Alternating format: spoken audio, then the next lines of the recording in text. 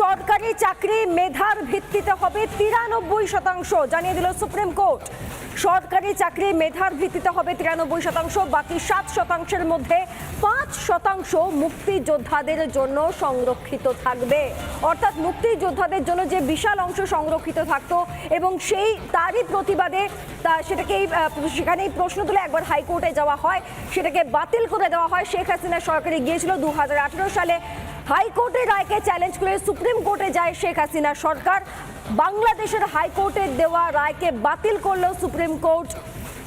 এই মুহূর্তে শুভ্রাংশু চট্টোপাধ্যায় আমাদের সঙ্গে রয়েছে নিউজরুম থেকে, সিনিয়র এডিটর। শুভ্রাংশু, তাহলে কার্যত বলা যেতে পারে যে কারণে স্টুডেন্টদের যে আন্দোলনটা শুরু হয়েছিল পুরোপুরি সফল না হলেও আংশিকভাবে সফল। না, দেখো, যে কারণে আন্দোলন শুরু হয়েছিল, দাবিটা ছিল কোটা নয় মেধা, কোটা নয় মেধা।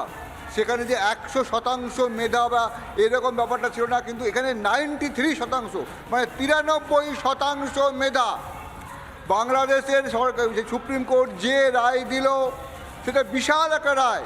93% মেধার ভিত্তিতে বাকি যে 7% আছে তার মধ্যে 5% আছে যারা আছে মুক্তিবাহিনী, আর 2% যেটা আছে সেটা হচ্ছে নিতত্ব, মানে যারা ক্ষুদ্র জনগোষ্ঠী 1%, আর 1% প্রতিবন্ধী বা অন্য লিঙ্গের মানুষদের জন্য।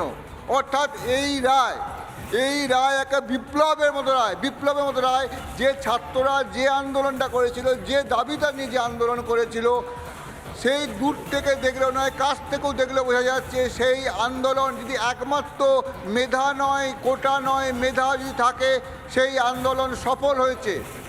একই সঙ্গে সুপ্রিম কোর্ট যেটা বলেছে, আজকে 9 জন বেঞ্চে যে সুপ্রিম কোর্ট ছিল তার মধ্যে 7 জনই যেটা কথাটা বলছে, এই হাইকোর্টের রায়কে ক্যান্সেল করে দিয়েছে এবং একই সঙ্গে বলেছে এই যে 93% সেটা সরকার ইচ্ছে করলে আরও বাড়াতে পারে মেধার জায়গাটাতে।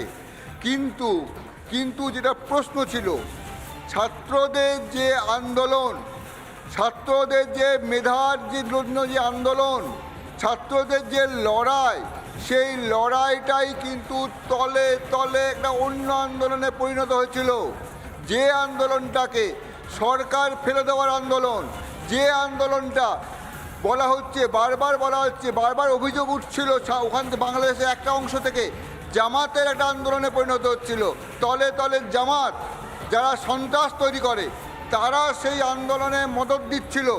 সেই জায়গায় দাঁড়িয়ে সুপ্রিম কোর্টের এই রায় গোটা বাংলাদেশের মানুষের জন্য একটা আশীর্বাদের মতো রায় হয়ে এসছে। এখন দেখার বাংলাদেশের মানুষ এই রায়ের পর, ছাত্ররা এই রায়ের পর কি নিজেদের অবস্থানটা কি করছে।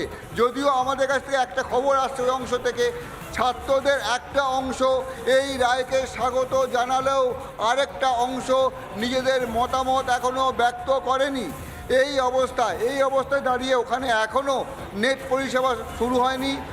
শুরু হতে যদি এখন যে পরিস্থিতি চলছে, এই জায়গাটায় এখনও যেমন একটা শান্ত পরিস্থিতি, সেই জায়গাটার মতো অবস্থা যদি আরও কিছুক্ষণ থাকে, হয়তো আরও যে পরিষেবাগুলো, সেই পরিষেবাগুলো শুরু হবে। ইতিমধ্যেই সরকার থেকে ঘোষণা করেছে রবি এবং সোমবার একটা ছুটির ঘোষণা করা হয়েছে। অর্থাৎ সাধারণ মানুষের যাতে আরও বিব্রত না হয়, এই আন্দোলনের যে অশান্তি তৈরি হয়েছিল সেই অশান্তি আরও কমানো যায়, যাতে অশান্তি থামানো যায়, অশান্তি স্তব্ধ করা যায়, সেই জন্য সরকারের পক্ষ থেকে একের পর এক বাংলাদেশ সরকার যেটা করছে, একের পর এক ব্যবস্থা নিচ্ছে। কিন্তু এখন যেটা মনে হচ্ছে, যারা চেয়েছিল ছাত্র আন্দোলনকে সামনে রেখে বাংলাদেশকে ধ্বংস করে দেওয়া, বাংলাদেশকে সন্ত্রাসের সামনে ফেলে দেওয়া, বাংলাদেশকে অশান্ত করে দেওয়া, সেই জায়গাটায় সুপ্রিম কোর্টের এই রায় বাংলাদেশের কাছে একটা আশীর্বাদের মতো হয়ে আসছে। এখন বাংলাদেশের মানুষ ঠিক করবে, এখন বাংলাদেশের ছাত্ররা ঠিক করবে। তারা শান্ত বাংলাদেশ চায়, তারা মেধার বাংলাদেশ চায়, মেধাবীর বাংলাদেশ চায় না আবার সেই অশান্ত পরিস্থিতি তৈরি হয়েছে, বাংলাদেশ থেকে মানুষরা যে ভয় পাচ্ছে, সেই পরিস্থিতি যে ফিরে যেতে চায়, এখন সেটাই ঠিক করার।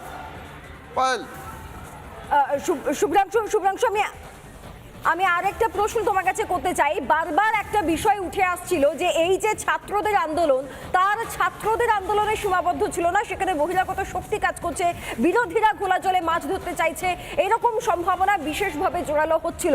সুপ্রিম কোর্টের আজকের এই রায় বাংলাদেশের যে সার্বিক পরিস্থিতি, যে নৈরাজ্যের পরিস্থিতি, সেই পরিস্থিতিতে কোনো বদল ঘটাতে পারে কি মনে হচ্ছে?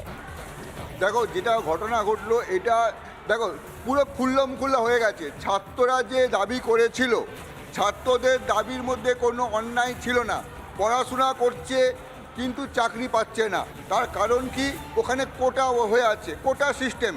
ছাত্রদের আন্দোলন ঠিক ছিল, কিন্তু প্রথম দিকে ছাত্রদের যে আন্দোলন ছিল, সেই আন্দোলনের মধ্য দিয়ে যে নামগুলো বলছি, জামাত, সঙ্গে সঙ্গে বিএনপির একটা অংশ বা বিএনপি পুরোটাই জামাতের ঘনিষ্ঠ, এবং এই যে আরও যে অংশ যে অভিযোগগুলো আসছে এবং বাইরের শক্তি, যে শক্তিগুলোর কথা বলা হচ্ছে, যারা ভারত বিরোধী একটা স্লোগান তুলতে শুরু করেছিল। তুমি যদি আন্দোলনের ছবিগুলো দেখো, ছাত্র আন্দোলনের মধ্যে দিয়ে বারবার কেমন একটা ভারত বিরোধী স্লোগান উঠছিল।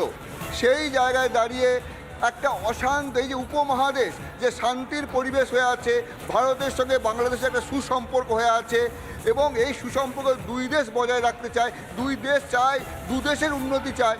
সেই জায়গায় দাঁড়িয়ে কিছু বহিরাগত শক্তি যারা চায় না এই উপমহাদেশের উন্নতি হোক, সেই যারা চায় না, তারা যারা লোকাল, যারা সন্ত্রাস, যারা জঙ্গি গোষ্ঠী তৈরি করে, যেমন জামাত, আমি বারবার বলছি জামাত, এই জামাতের মাধ্যমে এই ছাত্র দলের মধ্যে একটা বিক্ষুব্ধ অংশ তৈরি করিয়ে যারা ভারত বিরোধী অবস্থান গড়ে তুলতে চেয়েছিল, এমনকি গোটা বাংলাদেশকে, যে বাংলাদেশ সকলের মনে আছে, বাংলাদেশে আজকে বাংলাদেশ হয়ে ওঠার পিছনে ভারতের ভূমিকা, ভারতের অবদান, যেটা ওখানকার যে প্রধানমন্ত্রী শেখ হাসিনা বারবার বলেন, বারবার তিনি সে একই কথা বলেন, বাংলাদেশের স্থানীয় সাধারণ মানুষ যাদের মধ্যে অন্য কোনো ভাবনা কাজ করে না, তারাও সেটাকে স্বীকার করে, এবং দুই দেশের সম্পর্ক অত্যন্ত বন্ধুত্বপূর্ণ।